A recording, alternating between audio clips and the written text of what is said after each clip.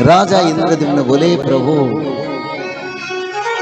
आपको चारों युग में भोजन नहीं मिला, शांति नहीं मिला, और क्या नहीं मिला, ना नींद मिला, ना कभी अपने परिवार के साथ आप समय दिए। तो इसीलिए प्रभु रात्र अर्ध मानो तो कबाट पड़ू थिवो, खाऊ भुंजु जगन्नाथ हाथ न सुखियो। ये उड़िया में लिखा है। इंद्रद्युम्न राजा ने बोले, प्रभु ब्राह्मण मुहूर्त से रात 12 तक आप भोजन करेंगे, हर समय आप भोजन करते रहेंगे, और अपने परिवार जगन्नाथ, बलभद्र, सुभद्रा, सुदर्शन 33 करोड़ देवी देवता के साथ यहाँ निवास आप करते हैं। और प्रभु आप इतना भोजन करेंगे, इतना भोजन करेंगे, इतना भोजन करेंगे, आपके हाथ से पानी सूखेगा नहीं, एक भोजन के बाद दूसरा भोजन। तो जगन्नाथ जी बड़ा आनंदित हो गए और बोले, तथास्तु। आप जगन्नाथ मंदिर को रात 1 बजे जाएंगे, भोजन मिलेगा, प्रसाद आएगा। सुबह ब्राह्मण मुहूर्त में जाएंगे, प्रसाद मिलेगा। कभी जाएंगे, किसी वक्त जाएंगे।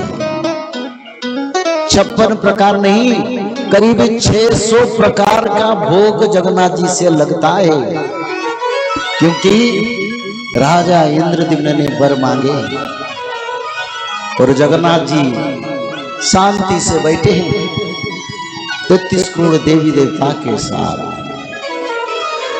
10 लाख भक्त जाएंगे तभी प्रसाद मिलेगा, 50 लाख जाएंगे तभी प्रसाद सबको मिलेगा। कमी नहीं है, रोसाई तो एक ही होता है, कमी नहीं होता है। इतने खाओ पेट भर जाता है, क्योंकि महाप्रसाद निर्मल केवल वैकुंठ जगन्नाथ क्षेत्र में मिलता है। अब बद्रीधाम जाएंगे, भगवान जी वहीं पर प्रसाद खाते नहीं, ग्रहण करते, यानी सूखा दाल चावल अनाज सब बद्री भगवान को देना है। और वहीं पर प्रसाद अन्न प्रसाद नहीं होता है।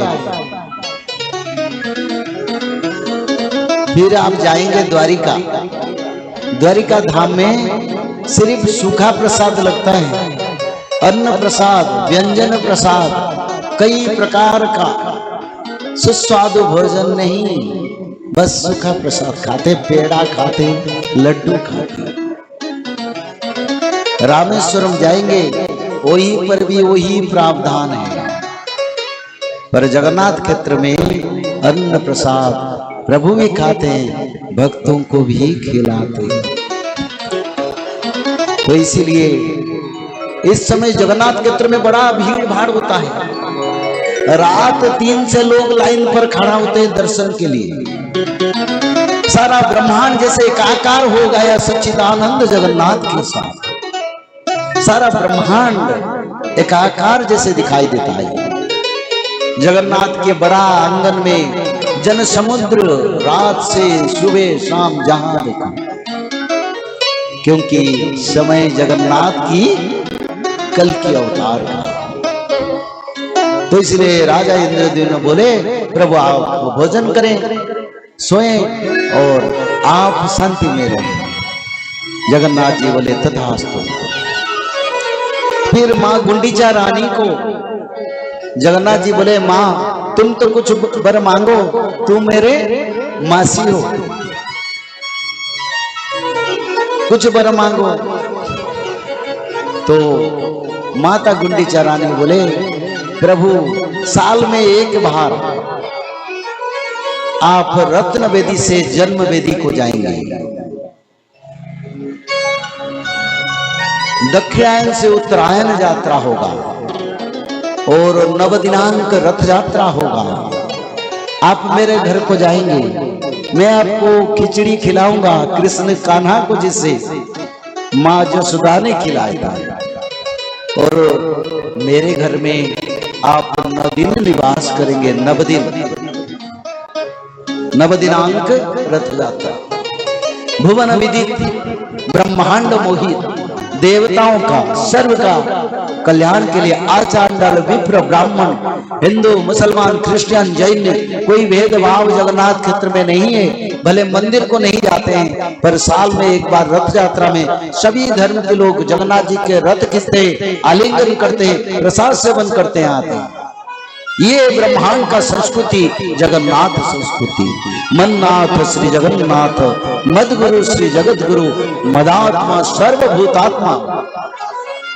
इसका अर्थ क्या है?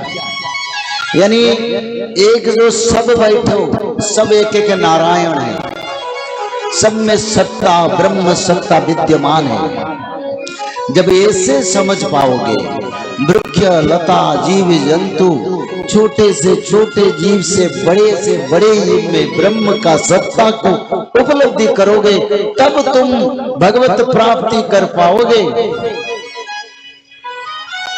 तो इसीलिए संसार नारायणमय है, सब में भगवान है, जिसको आत्म साक्षात्कार कहते हैं। जब मानव इस स्थिति को आएगा तब दुनिया की कोई दुख, कोई परिताप, कोई चिंता, कोई समस्या उनके लिए समस्या नहीं बनेगा, वो सबसे सुखी मानव बनेगा।